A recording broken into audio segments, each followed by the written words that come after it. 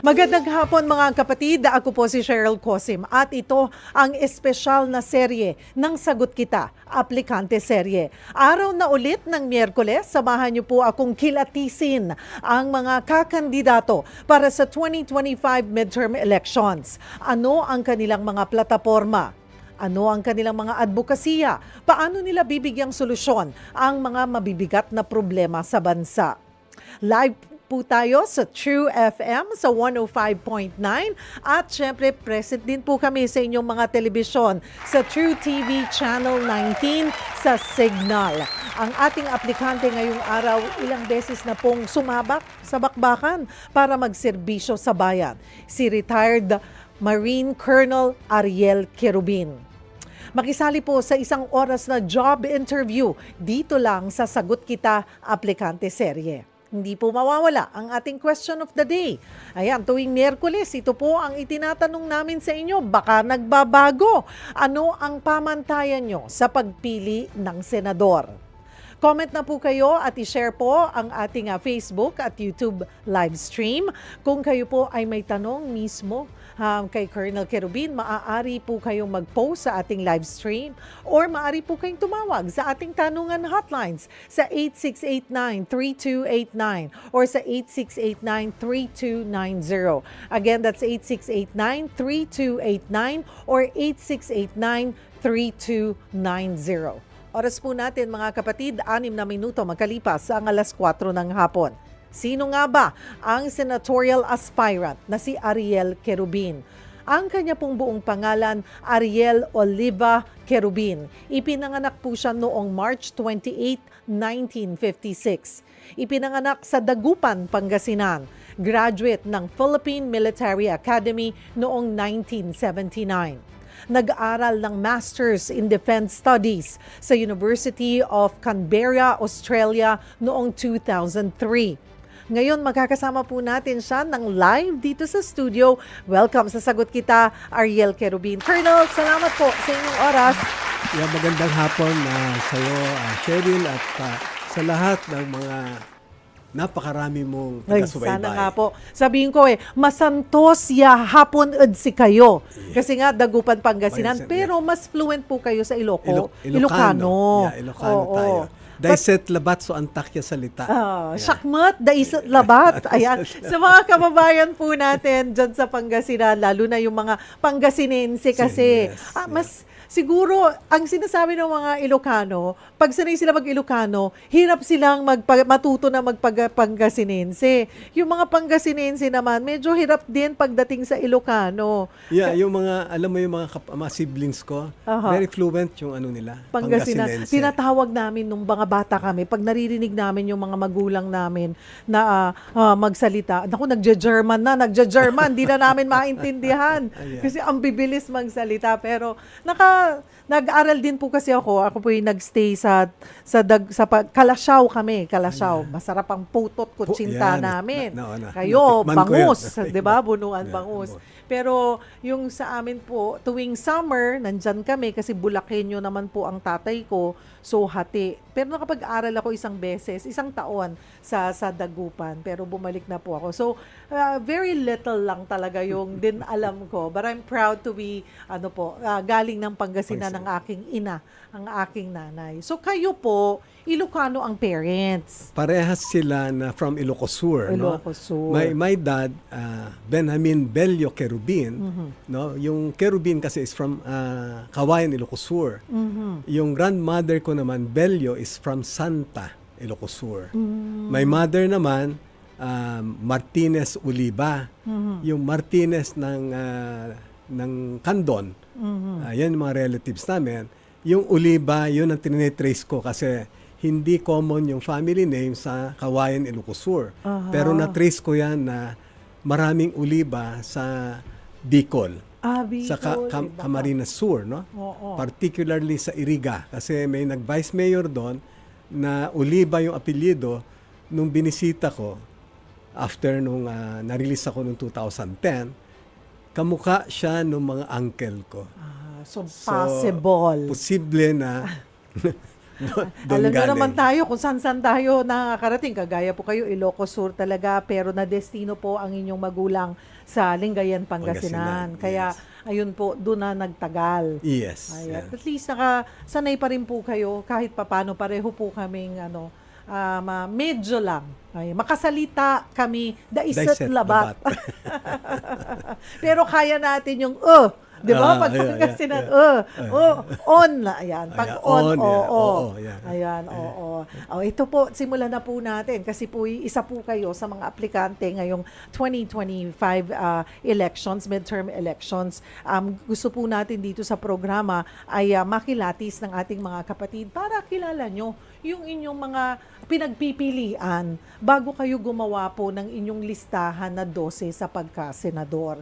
Hindi po sana ang nagiging basihan. Though tanong po namin yan sa inyong mga kapatid, ano ang inyong pamantayan sa pagpili ng senador? Sana hindi po dun kasama na kilala lang yung pangalan. But more of ano ba yung mga nagawa, contribution, or magagawa para po sa bayan.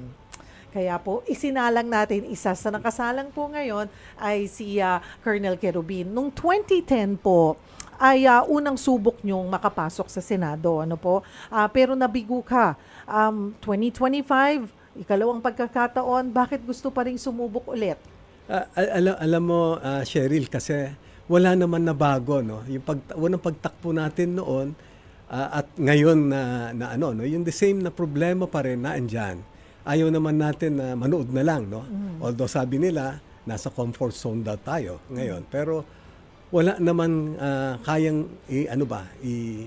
ipalit sa pagmamahal natin sa bayan, sa taong bayan. Hindi kayang tumbasan ng pera yan. Yun ang reason na hindi natin kaya na manood na lang, no? Sa nangyayari sa atin. Nandyan pa rin ang corruption, nandyan pa rin ang kahirapan. The same problem ba na hindi naman nabago talaga, ilang taon na nagdaan. Ganun pa rin, no? So, yun ang dahilan natin na mas tayo ngayon na tumakbo kasi nakita natin lalo, no, nung nasa private life tayo, nakita natin na wow, kayang-kaya ko pa ba lang maging productive ba na makatulong kung paano na maibisan lahat itong hinaharap natin ng mga problema. Sa tagal nyo po, okay, nung bumalik po kayo sa private, pagiging private citizen, ano po yung naging obserbasyon nyo at nakita nyo, sabi nyo nga it's the same problem yung talagang nag-udyok sa inyo na mayroon pa may magagawa ako. Susubok ako, whether, syempre good kung mapalarin man, but ang mahalaga ay hindi ka lang tumunganga at talagang pinagmasda na kung ano man yung nangyayari sa paligid. Yeah, alam mo, Cheryl, kasi sabi ko nga, itong laban ko ngayon, hindi ko laban lang ito. Kasi kung laban ko lang ito, ba't pa naman papasok tayo, no? Pero laban ng taong bayan. Kasi nakita ko, no, habang umiikot tayo, I'm not a know-it-all guy. So, pagpasok ko sa ibang mga lugar ba na pinupuntahan namin, iba-iba yung mga concerns na nire-raise nila. So, hindi gaya nung iba na mga politiko na pagdating nila meron ka agad sila na ready na plataforma na akala mo yung sinasabi nila na solusyon angkop ba doon sa lugar na yon? Hindi naman pala, no? So nasubukan natin. In fact, sabi ko, ito rin yung pwede ko ipagmalaki. Kasi sino ba sa kanila yung nakasubok na tumira sa Jolo, sa Basilan, Tawi-Tawi, Palawan, no? Zamboanga del Norte, Zamboanga del Sur, Lanao del Norte, Lanao del Sur, Bicol, Camarines Sur, dyan sa Central Luzon, Bataan, Zambales. Sino sa kanila ang naka-experience nun? Nasubukan natin yon. At naikot nyo po yun. At naikot ko yan. So, kung sasabihin lang kung ano yung pangangailangan ng taong bayan, yung problema nila, alam natin yan. Hindi masusolusyonan kung kayo'y mananatili kang nasa top all the time. Kailangan mong bumaba sa grassroots. Yes, sa grassroots. Yeah, Okay. that's true. At para makita mo saan ba natin sisimulan yung solusyon. Yeah. Hindi yung magmula sa taas pababa. Kailangan magmula sa baba pataas. Yes. Ano po? So ito at doon po sa magmula nung 2010 hanggang ngayon, 2025, almost 15 years. And sabi nyo nga po, nasa pribadong sektor po kayo. Ano pa yung na-experience nyo? Na what have you been doing? Ano po, saan kayo naging busy ba? Para lang ma-update po yung mga kababayan natin. Alam niyo, right after I got out of incarceration, I was taken in. I was my services, no. I was engaged by a big company, no, kung saan naging vice president naman tayo, no. At nung na-reach natin yung 65 years old, di nag-retire tayo. Kaya nga sabi ko, ano bang gagawin ko na ang daming sabihin na natin, kahit nung nasa serbisyo tayo, marami tayong pinangarap na gustong gawin. Pero hindi naman natuloy. And nito ngayon, every time sabi ko sayang naman yung ang lakas ko pa, no? Yung I have dedicated all my life for love of God, country and people. Ilang namatay tayo, clinically dead. Yes, I would like to talk about that. Alam niyo po, na-discover namin na namatay na po si Colonel Querubin. Opo, noong 1989. Nasa morgue na po siya. Okay. Kwento niyo nga po sa amin. Nasa loob na kayo ng morgue? Yes. Ito yung kaya nga sinasabi ko, no, yung dark chapter ng buhay ko na yan, it brought me bitter lessons. Kasi sabi ko, yung bang animosity that was created from soldiers fighting each other, it took several years to heal. So ang hirap yan na mag-aaway-away uli. Kaya nga ang panawagan ko palagi sa sundalo ngayon na sila yung fulcrum kasi, yung armed forces, na you remain neutral, non-partisan. You should be there, no, to put stability to our government, no? Kasi otherwise magkakagulo tayo, magsasuffer nito yung taong bayan. Balik tayo nung 1989. Okay. I led the assault of Camp Aguinaldo then. I was a captain. So ang binabaril ko na si Korska na yung piloto is my friend. No, hindi rin niya alam na yung pag-release niya ng rocket, yung tinamaan kaibigan din niya. So I landed. I had 67 shrapnel wounds. Wow. My pancreas got ruptured. A portion of the left lobe of my liver, 6 feet of my small intestines were cut off. So namatay tayo, no? Ilang ulit muntik mamatay kasi balik uli ako ng serbisyo. So lahat na enkwentro ko, yung ibang mga encounters ko, ang namamatay yung mga katabi ko na mga marine sa tao ko. They took the bullets intended for me. Kaya nga ang sinasabi ko, ano ba ang gusto ni Lord para sa atin? I was given a new lease on life. I was spared several times, no, from getting killed. Ano ba ang gusto nila? Ano ba ang gusto ng ating mahal na Panginoon na gampanan ko, na gawin ko? Kasi nga po, sabi nyo, clinically dead na kayo. Sinabi, nasa morgue na kayo. Paano po ba nangyari nun? Okay, ito po yung during the time that you were saying na nagtamo po kayo ng 67 na shrapnel. Yes. Okay, so inoperahan po kayo. Hindi, ganito, no? Opo.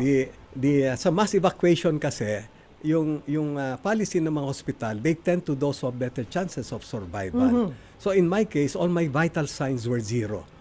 So isinantabi na ako doon sa mga patay. Okay. Ngayon, may nakakita nung aking graduation ring and my little finger twitch. So, sabi niya, opisyal yun, no, na pero I was nasa mga patay na. So, nag-usyoso yung isa, pagtaas niya, palpatory pa. Pwede pa pala. So, kinausap nila yung mga gwardiya na naandun na kung pwede ba akong dalhin nila sa AFP Medical Center. So, nangyari yon. Ngayon, pagdating doon sa AFP Medical Center, there were 3 sets of doctors who operated on me for 13 hours.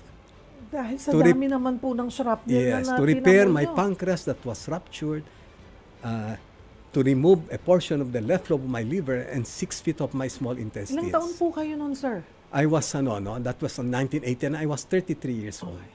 Opo. So ngayon, nung 13 hours. Yeah, nung na-feel ko na may mahapdi sa akin, nasabi ko buhay yata ako. Kasi lahat ng mga yung sabi nila, mga elements ba nung pag namatay ka na una mawawala sa'yo, yung sense of vision, nangyari sa akin yon. Yung sense, ang pinakamahuli na mawawala sa'yo, yung sense of hearing. Opo. Nangyari yon. So habang nawawala na yung vision ko, naririnig pa rin yung matao ko na, Sir, wag kang matulog, wag kang pumikit kasi mababaw yung tama mo. I was whispering to them na ganito ang giyera. May masasakripisyo na buhay. Tanggap ko to. Noong nagising na ako na tinitreat ako na ganyan, sabi ko, buhay yata ako. I was at the surgical intensive care unit. So when I opened my eyes, at first blurry siya, pero ang nakita ko, parang yung mukha mo rin, angelic face. Ay, sarap naman pakinggan nun. Sabi, habang nagkiklear na ganyan, naka-white na robe siya. Doctor. Would you believe, ang ano ko agad, Lord, thank you very much. Kasi makasalanan ako. No? I'm a mortal sinner. But you have accepted me in heaven. So I thought I was you were in heaven. in heaven, yes. So yung si Doktora became my first wife. Oh. Yeah. Na-in love po kayo agad. Yeah, doon lang kami nagkita sa ospital na. So, ang sarap. Ang ganda naman ng love story po ninyo. So, And hindi how lang long po- were you together?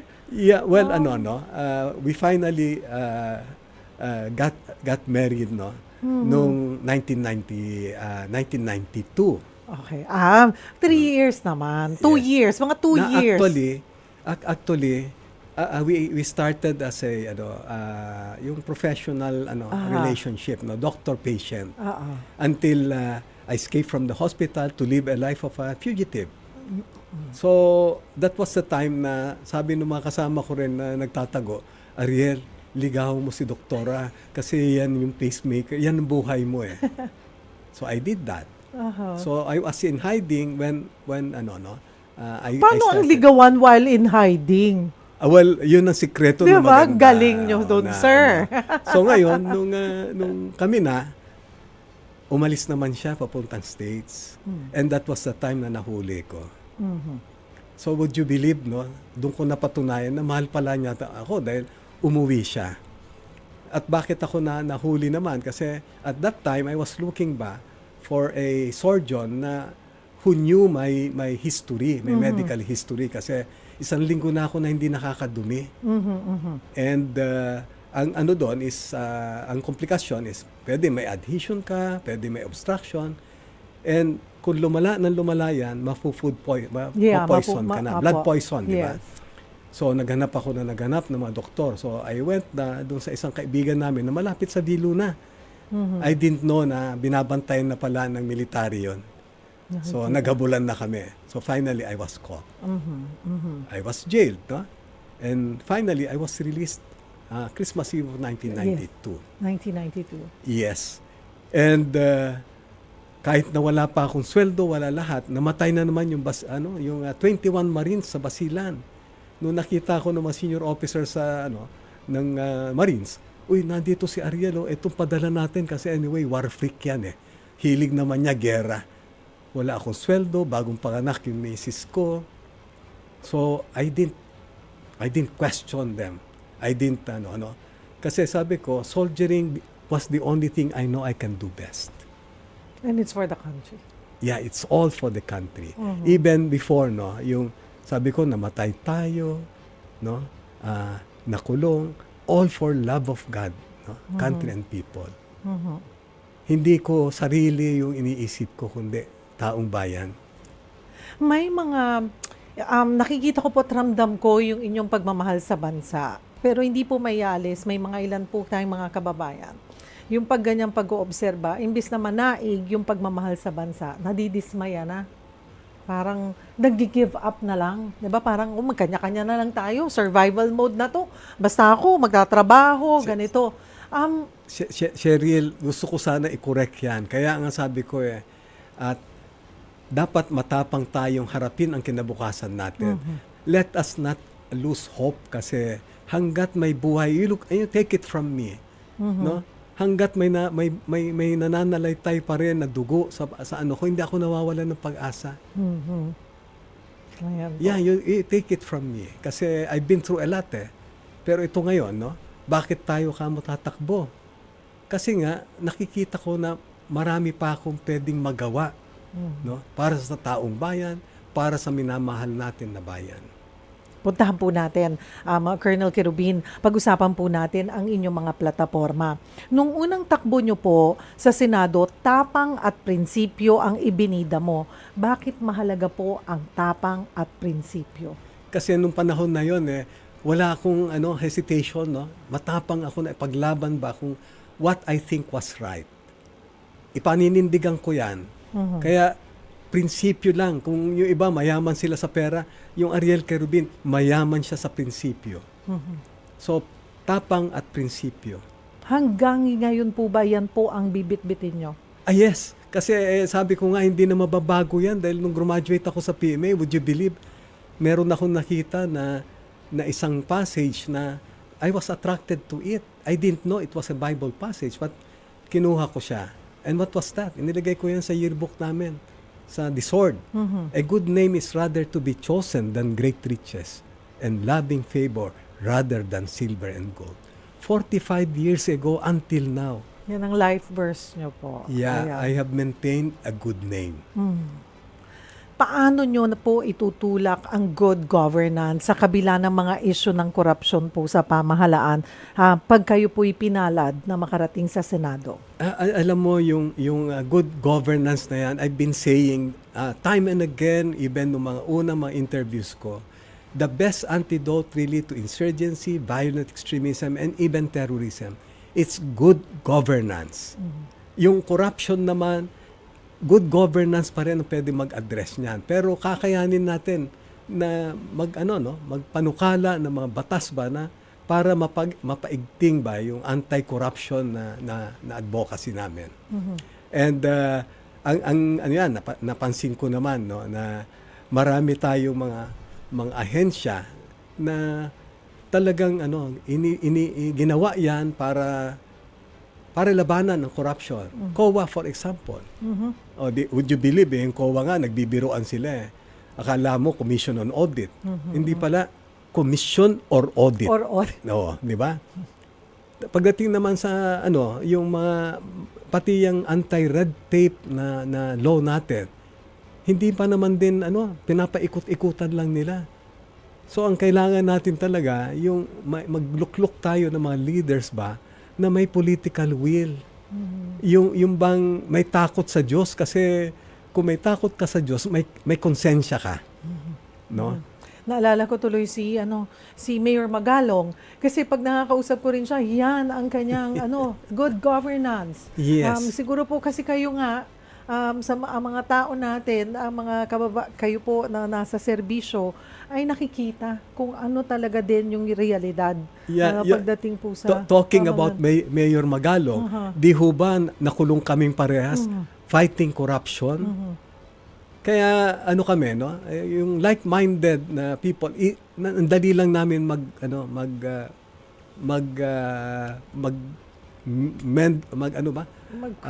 mag-connect, kasi parehas kami ng nasa isip ba? Good governance po Good talaga. governance. Yeah, that's what he's pushing also. Ngayon po, ang sinasabi nyo, Colonel Querubin, ang sinasabi nyo, ang misyon ko, kinabukasan mo. Anong partikular na misyon po ang tinutukoy nyo dito? Well, alam natin kasi, diretsuhin na natin. Yung dapat na mission ko, yung kinabukasan nila. Ito yung dapat gumanda kasi sabi ko nga, yung mga sumuporta sa atin ng mga general sabi nila, Ariel, we stand united with you to fight corruption, uplift the living conditions of the poor, and protect our sovereignty. Going to yung uplift the living conditions of the poor. Yun pong gusto nyong tutukan, food security po sa bansa. Yes. Ayon po sa datos ng Social Weather Stations, Colonel, 16.8% ng mga Pilipino ang nakararanas ng katamtamang gutom. Katamtaman po pero nasa 6.1% yung nakakaranas naman ng matinding gutom. Ano po ang nakikita nyong problema at solusyon dito considering agricultural country tayo? kung tututukan lang, napakaganda ng ating lupa, 'di ba? Pwedeng mapagtamnan, napakalawak na dapat hindi problema ang pagkain. Yeah. Well, ganito 'yon, no. Ibalik At ko. nakaikot na po kayo, dagdag ko lang Yeah. po, sa dami ng probinsyang natirhan nyo. Yeah. I'm sure, nakita nyo po na kayang mamuhay. Yes, Hindi yes. dapat pinoproblema ang pagkain. Yeah, yung plataforma ko muna yung ano natin, 'di ba? Opo. Madali mo lang siya matandaan kasi bet ko. Yan. Bet ko. Yan. Sige. Yung B is busog na tiyan, yung E edukasyon, yung T naman is trabaho at sapat na kita, at yung ko korupsyon lalabanan ko. Bet ko. So sa mga millennials madali lang matandaan 'yan, di ba? Bet Opo. ko ito. Aha. Bet ko si Ariel Querubin. So mapunta naman tayo doon sa sinasabi ninyo Food security. food security. Marami kasi nakatiwangwang sa pag-ikot namin, no? Marami nakatiwangwang na military reservation. Ano naman ibig sabihin dito? Pwede naman tayo makipagparte kasi kung kailangan niya ng armed forces para sa kanilang pensyon, for example, di ba?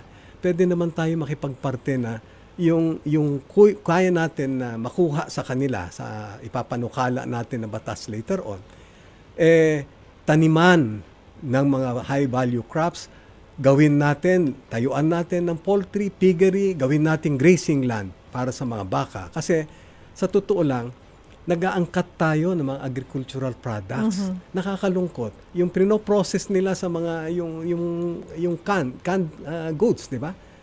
80% of the meat comes from abroad. So pagka ito na-address natin yung problema sa kakulangan, di kusa rin bababa Yung mga presyo. yung mga Yeah. presyo ng bilihin. Yes. At isa pa, yan yung mga dapat tutukan natin later on na para maibsan, no, yung ma-address natin yung pag nagtataas ang mga presyo ng mga bilihin, yan, supply, no. Magtulungan natin kasi pag nagtayo tayo, balak ko na later kung palarin tayo, magtatayo tayo ng mga community support center sa mga kampo. Kasi wala nang kalaban eh. So ngayon, itong mga sundalo natin, hikayatin naman natin yung mga kababayan ba na magtanim dito sa military reservation. Bayanihan. That way, mailalapit pa natin yung taong bayan sa gobyerno. Kasi yun ang ngayon, ang tingin nila eh. Wala So, yan, no? Community support centers, tulungan natin, magsaka, lahat ng mga kababayan natin, magtanim sila ng mga high value crops, magtayo ng poultry, piggery, even bakahan dyan or whatever. And at the same time, the way I see it, Colonel Querubin, ay magkakaroon ng relasyon. Yes.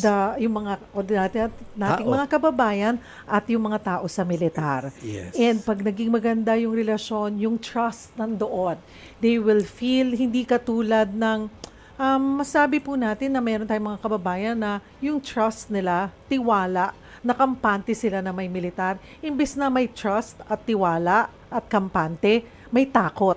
Yes. So mawawala yon. Yeah. So magiging, it's Yeah, kasi it's sabi ko nice. nga di ba? Ngayon dapat maganda na kasi ang taas ng trust rating ng armed forces. So ngayon yung sitwasyon na yan na mahikayat natin, no? Balik na kasi tama yung sabi ninyo, no? Dahil nga sa kakulangan ng ating gobyerno na i-address yung mga main issues na yan, corruption, mga poverty, unemployment, non-delivery of basic services, social injustice, police brutalities, military abuses. Yan yung mga dahilan na meron nagre-rebelde. And yun paulit-ulit, akala nila siguro yung Ariel Querubin hilig lang na makipaggera.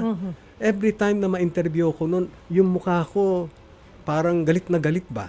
Pero at least ngayon nakaka-smile na tayo, di ba? Paano ka mo noon?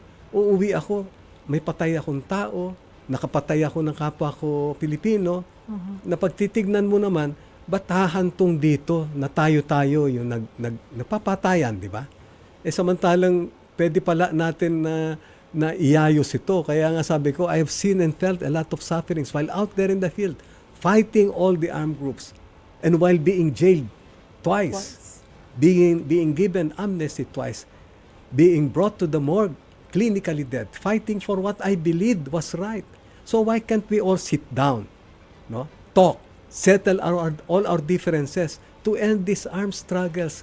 Because if we remain fighting each other, we will never progress. Where are we now? Pagdating po doon sa mga tao, the way you see it po ay matagal pa ba or kaya naman talagang solusyonan na wala ng rebelde po? Well, ano yan, no? Ang sabi ko nga, the best antidote to insurgency, violent extremism, and even terrorism, it's good governance. Pag nakita nila na maayos yung patakbo ng mga chief executives natin sa LGU, kusang nawawala yan. Yeah. So, ang ano dyan paano natin gagawin? Una siguro, labanan ng korupsyon. Kasi yung, sabi nga ni late Pinoy, di ba? Pag may corrupt, may maraming mahirap. Mahirap. O mga kapatid, simula pa lamang po ng ating pagkilatis kay Colonel Querubin. Sali po kayo sa ating discussion. Mga may gusto po kayong itanong sa kanya, maaari nyo pong i-post yan sa ating live stream or maaari po kayong tumawag sa ating tanungan hotline sa 8689-3289 or sa 8689-3290. Huwag po kayong bibitaw, magbabalik po ang Sagot Kita, Aplikante Serye.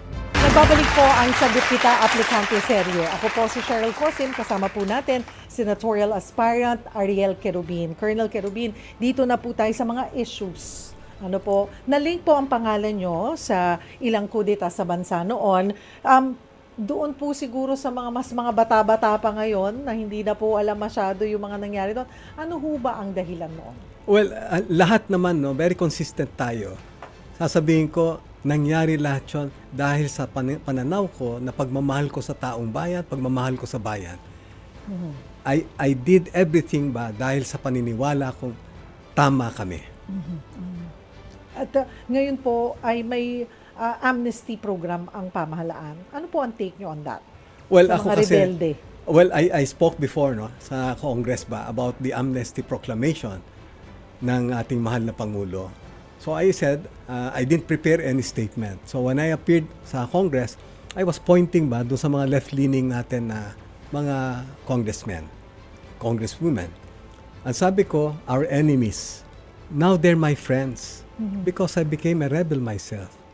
They are no longer ideologues, but they thrive on issues. So for as long as these issues will not be addressed by our government, issues such, in-enumerate ko yan, corruption, social injustice, non-delivery of basic services, poverty, unemployment, police brutality, insurgency will persist. So, no, wala itong amnesty kasi na to, no? Parang ako, recipient ako yan ng 2 beses na binigyan ako ng amnesty. Pero alam ba ninyo, yung binigay sa akin na amnesty, panibagong buhay ko. Nung nabigyan ako ng amnesty, after that, nabigyan ako ng Medal of Valor ko. So I was still a productive, no, na military officer. Accomplishments ang dami, no? Kasi finally I have earned 49 combat medals and awards. Ang sabi ng Armed Forces, yun daw yung pinakamarami. Pinakamarami. Yeah. So being tibay nyo, sir. Siguro sabi ni Lord, hindi pa tapos ang mission mo talaga. Yeah, so binigyan ka ng ng 2 amnesty. Nung pangalawa ko, sabi nga ni the late Senator Joker Arroyo, why are we going to give these people another amnesty? You look at Ariel, you look at Danny Lim. These people are recidivists. So sabi sa akin ni Senator Frank Drilon, Mr. Chair, can we hear from them? Can we listen ba? Can we what have they done when they were given their first amnesty? So I was made to read from my prepared statement. So anong sinabi ko lang, naging productive ako. Kinento ko sa kanila right after I was given my first amnesty na mayagpag ako sa karir ko. And then I was supposed to be the first general in my class na brigade commander na ako sa Marawi. Hmm. O, anong ginawa ko? I left my comfort zone. Question the legitimacy of a sitting president.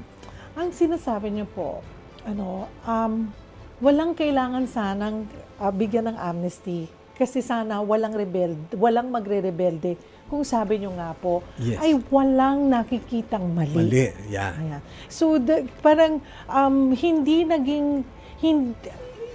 nakita ko po yung connection ng sabi nyo, yung prinsipyong pinaglalaban nyo. Yes. Parang, binigyan mo ako ng amnesty, salamat.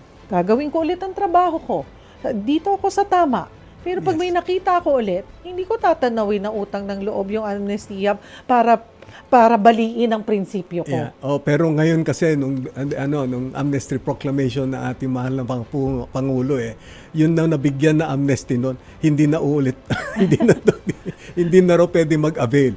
So Madam Aring, kung tayo pa, no, may makita ko rin, kunwari na mag-isip-isip na ako kasi magsi-69 years old ako, nagre-rebelde pa rin ba tayo? So, I have learned my lessons. Doon naman po, punta tayo sa another issue. Ito pong nakitang underwater drone sa Masbate. Tingin niyo ho ba may kinalaman nga ito sa seguridad po ng bansa? Ano po ang inyong rekomendasyon na gagawin ano po ang inyong rekomendasyon na dapat gawin ng pamahalaan sa isinasagawang investigasyon? Kasi doon po, I was able to talk to Commodore J. Tariela about it, and isinasagawa pa nga po yung investigasyon, and though may nakita sila na may bahid na pwedeng may connection po sa China. Well, ganito rin yan kasi yung drone na nakita nila, no, ang initial na findings nila, meron mothership. Hindi siya galing sa taas, hindi naman siya galing sa ilalim na submarine ba, kundi galing siya sa isang mothership na nilaunch yan. So meaning, kung madalas tayo nagpapatrolya dyan, hindi naman mangyayari ito. So dahil ang labanan dito sa West Philippine Sea natin it's all preponderance of forces. Kung yung China 100 yung barko nila, tayo ilan lang. So anong solusyon dito? Oo, paano natin ma-maximize what we have? You know what? Ang sabi ko nga, yung Self-Reliance Defense Posture Revitalization Act na ipasa ngayon, that is a welcome development. Kasi sabi ko nga, we should never be dependent forever sa isang superpower. We should be able to stand on our own. Yeah. Kasi that way, we can even get more concessions from all the superpowers. Kasi yung situation natin, yung location natin, geographical location natin, Yes. very vital, very strategic. Napakahalaga pala natin, Yes. na bansa. So So, kahit na sabihin natin, hindi kaya namin, sila na mag-o-offer, hindi Yes. tayo yung kailangang manghingi. Manghingi. Oo. Yeah. Yun yung pero we should be able to show them na kaya natin to.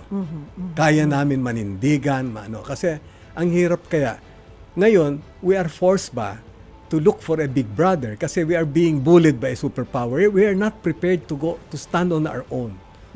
Ganun So lang these kasimple. exercises, the balikatan exercises and different exercises that we hold po, malaking tulong din po talaga para Yes. po sa ating mga armed forces, the Marines po. Yeah, well, sabi ko nga I also would like to take this advantage na yung mga accomplishments natin, like in my case kunwari, I led the neutralization of Abu Sabaya in 2002, no, sa Cebu ko. Sino nagtulong sa amin noon? Siyempre yung mga US forces na kasi they have all the yung technology nila is better than us. So we only provided them with human intelligence, pero yung technical intelligence, the rest sa kanila yan. So kung wala sila, wala rin nung time na yun, hindi natin kakayanin, no? Pero dapat nga, sabi ko na ngayon mag-umpisa tayo. Kasi yan, yung Self-Reliance Defense Posture program na yan, ito na, no? Kaya dapat gumawa tayo ng sarili nating barko. Yes. And there was a time na meron nga tayong bongbong rockets noon. Bongbong rockets. Yes, meron na noon yan nung initial stages ng SRDP na yan. Nagke-create na tayo ng mga missiles natin, mga So sana nawala ngayon yan. mas matutukan, ano po, Yes. oo, something na hindi lang yung napirmahan at meron na, wala na. And then, Sana talaga, oo. dapat kailangan natin yung isang senador, Ariel Querubin, na magpupush niyan. Nakakaintindi at nakakaintindi doon po sa batas na yan. Itinutulak nyo rin po, Colonel Querubin, ang mandatory revival ng ROTC. Yes. Binuwag ito noong 2008 at naging voluntary na lamang. Isa sa mga naging dahilan yung pagpatay sa isang cadet officer. May mga tutol din po dahil daw dagdag gastos lang ito at talamak umano ang korupsyon. Bakit gusto nyo rin pong ma-revive ang ROTC, Colonel? Alam nyo, nung nasa serbisyo pa tayo, ang modernization ng Armed Forces noon, ang balak nila is to keep it lean and mean. But a robust reserve force. So saan manggagaling yung robust na reserve force mo? Ang core nito is sa ROTC na yan. Tinanggal nila. It's like, tama yung sabi nyo, may namatay na parang gusto mong patayin yung daga, sinunog mo yung bahay. Ganun lang yun, di ba? Na bakit mo kailangan sunugin yung bahay?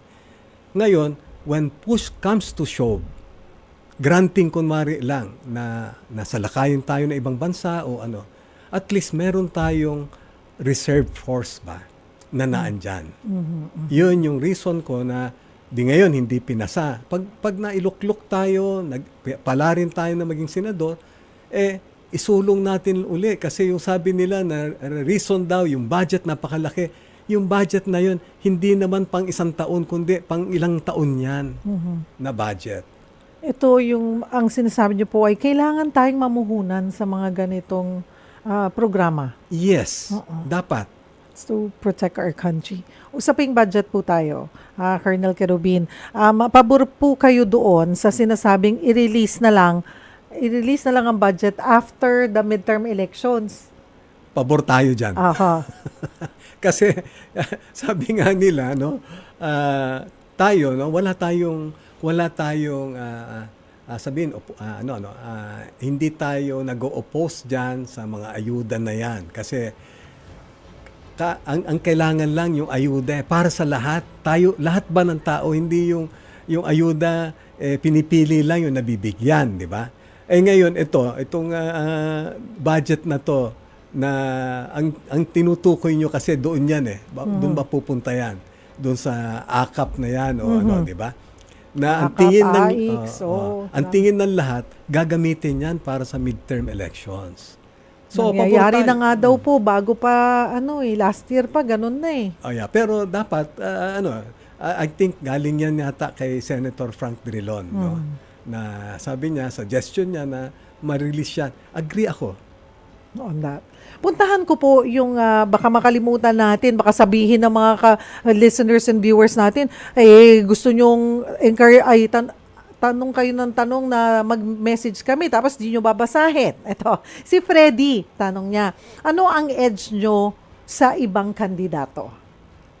Well, sabi ko nga kung yung Ariel Querubin sa pagmamahal niya sa bayan, namatay tayo, ilang ulit tayong muntik mamatay, all for love of God, country, and people. Kung meron dyan yung mga kandidato nagsasabi na handa ako mamatay para sa bayan, handa ako mamatay para sa taong bayan, yung Ariel Querubin nasubukan na niya. Yun ang edge ko. Si Darwin Rosel, Sir Ariel, ano po ang kwento sa likod ng nickname po ninyo na Push-Up Man? Yes, akala ko nung una, yung pag malakas ako mag-push up. Ako rin. Kasi at my age, I'll be turning 69, I can still do. Yesterday, I did 320 non-stop push-ups. Oh my goodness! Yeah. Are you serious? Yeah. Wow! Yeah. Opo. Naandyan sa Facebook account ko. Opo. Pero hindi yan kaya ako tinawag na push-up man kasi I really push people up, I push the government up, I push my friends up, I push my children up. Ganon yung Ariel Querubin. Kaya akala nila kasi, push up. Magaling mag-push up. Pero magaling din naman po talaga kayo mag-push up. 329 non-stop. Ano po ang average? Pero daily average. Talagang you make sure that you do push-ups every day? Not really every day, but every time I can. If time permits. Kasi I have really to rest my muscles there. Also, Yung 320 ko kahapon, my second 320 push-ups. you push For this yourself year. also, no, to Yes. madagdag. Kasi ang sabi ko, I really have to maintain my fitness ba para pagdating ng araw, malakas pa rin ako na magsulong nito lahat ng gusto ko na ipanukalang batas. Si Ruth Valeria, tingin niyo po sapat yung ibinibigay na benepisyo sa mga sundalo? Sa ngayon, no, kasi iyan yung mga reasons natin na nag-aklas kami noon. Sa tingin ko, dapat naman na yung sweldo ng mga, sabihin natin, men in uniform, kaya mag-compete ba sa yung inflation natin? Kung may problem tayo sa inflation, nagtataasan lahat ng bilihin, ganun dapat din, dapat taasan din yung mga benepisyo ng mga kasundaluhan natin, kapulisan natin, and even yung yung mga men in uniform nga kung tawagin nila. Naku, 5 minuto na lamang po bago mag-alas 5. Magbe-break po kami ng kaunti sa ating pagbabalik ay isasalang na po natin si Colonel Querubin sa ating Fast Talk. Huwag po kayong bibitaw, magbabalik po ang Sagot Kita Aplikante Serye. Oras natin, naku, 3 minuto bago po mag-alas 5. Nasa huling bahagi na po tayo ng ating programa at kasama pa rin po natin senatorial aspirant, former Colonel Ariel Querubin. Dito na po tayo, Colonel, sa Fast Talk. Ito po, maiksi lamang po ito ay mabilisang tanungan sa loob ng 1 minuto. Pili ka po ng isa sa mga ilalatag kong options. Pwede po kayo mag-explain kahit konti. Ay, pwede naman po yan. Ready na po ba kayo? Handang-handa na. Handang-handa na. Okay. Sa disiplina o sa tapang, saan ka mas mahusay? Parehas. Parehas. Paborito mong sandata sa laban? Baril, siyempre. Pinakamahirap na desisyon na ginawa mo bilang sundalo? Well, yung bang, kasi sa akin, no, pagka nasa gera tayo, nakakalimutan ko yung pamilya ko. Yung welfare ng mga tao, yung inuuna ko. Na mahirap yan para sa iba. Nagtatampo ang pamilya mo niyan. Pero I'm sure naintindihan nila. Naintindihan naman nila. Sundalo o sibilyan, alin ang mas hamon? Sundalo. Kung hindi ka naging sundalo, ano ang profesyon mo ngayon? Engineer. Engineer. Pinaka-memorable na mission mo? Ay, yung Sa dami, sir. Oh, yeah. Well, marami kang pero siyempre, kung saan ko nakuha yung Medal of Valor ko. Sa Kauswagan. Kauswagan. Isa bang leader ang ipinapanganak o hinuhubog? Hinuhubog yan.